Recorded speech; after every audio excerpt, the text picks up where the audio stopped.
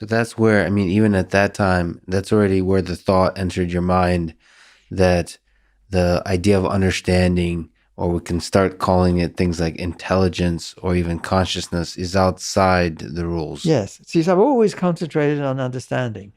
People come and point out things. Well, we know, what about creativity? That's something a machine can't do, is create. Well, I don't know. What is creativity? And I don't know. And, somebody can put some funny things on a piece of paper and say that's creative, and you could make a machine do that. Is it really creative? I don't know. You see, I worry about that one. I sort of agree with it in a sense, but it's so hard to do anything with that statement. But understanding, yes, you can. You can go see that understanding whatever it is, and it's very hard to put your finger on it. That's absolutely true. Can you try to define or maybe dance around a definition of understanding? To some degree, but I often wondered about this. But there is something there which is very slippery. It's something like standing back. And it's got to be something, you see, it's also got to be something which was of value to our remote ancestors.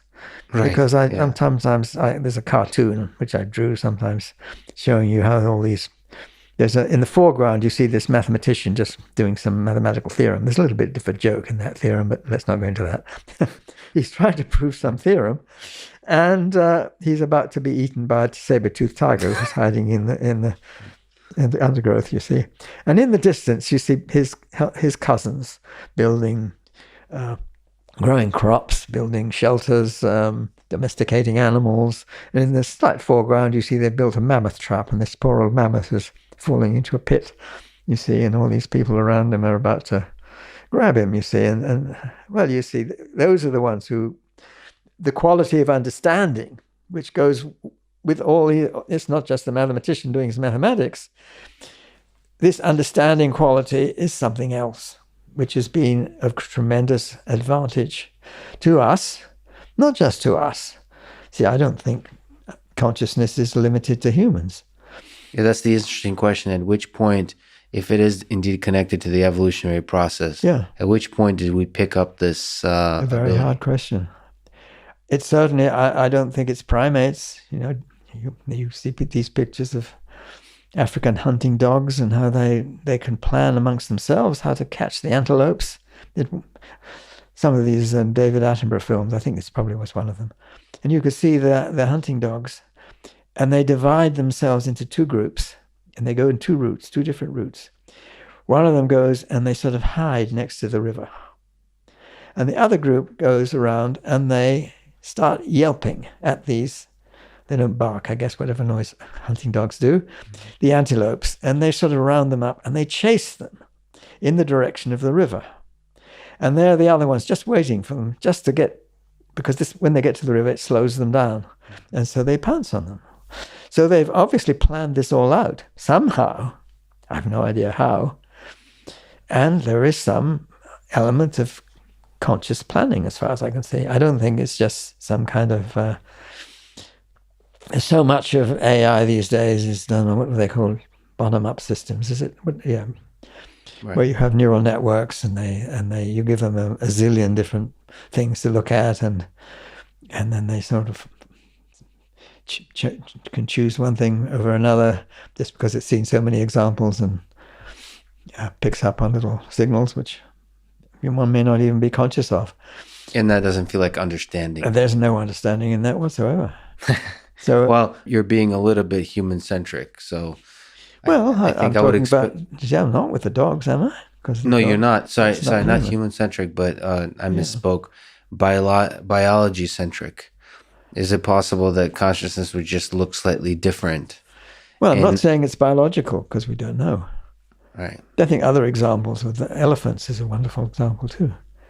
Where I think this was an Attenborough one, where the elephants have to go from the troop of them have to go long distances.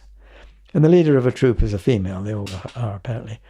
And this female, she had to go all the way from one part of the country to another. And at a certain point, she made a detour. And they went off in this big detour. All the troop came with her. And this was where her sister had died. And there were her bones lying around, and they go and pick up the bones, and they hand it around, and they caress the bones.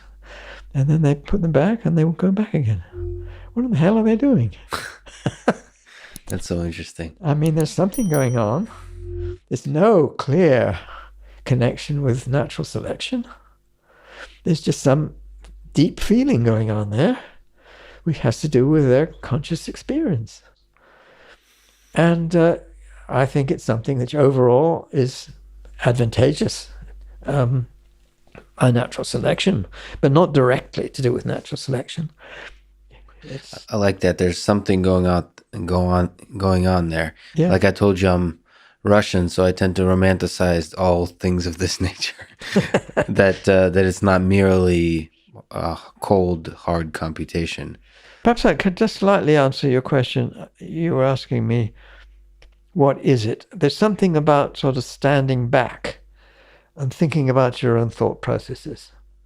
I mean, there is something like that in the Gödel thing, because you're not following the rules. You're standing back and thinking about the rules.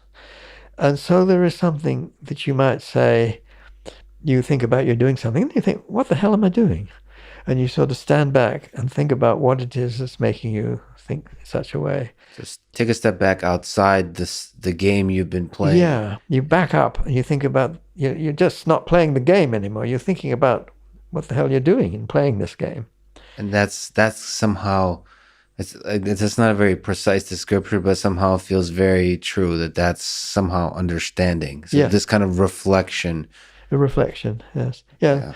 There is it's a bit hard to put your finger on, but there is something there which I think maybe could be unearthed at some point and see this is really what's going on, why conscious beings have this advantage, what it is that gives them an advantage. And I think it goes way back. I don't think we're talking about the hunting dogs and the elephants. It's pretty clear that octopuses have the same sort of quality. I mean, we call it consciousness. Yeah, I think so. I've seen enough examples of the way that they behave, and the evolution route is completely different. Does it go way back to some common ancestor, or did it come separately?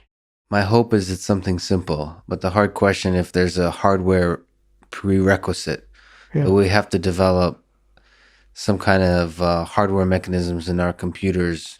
Like basically, as you suggest, we'll get to in a second, we kind of have to throw away the computer as we know it today. The deterministic machines we know today to try to create it. I mean, my hope, of course, is not, but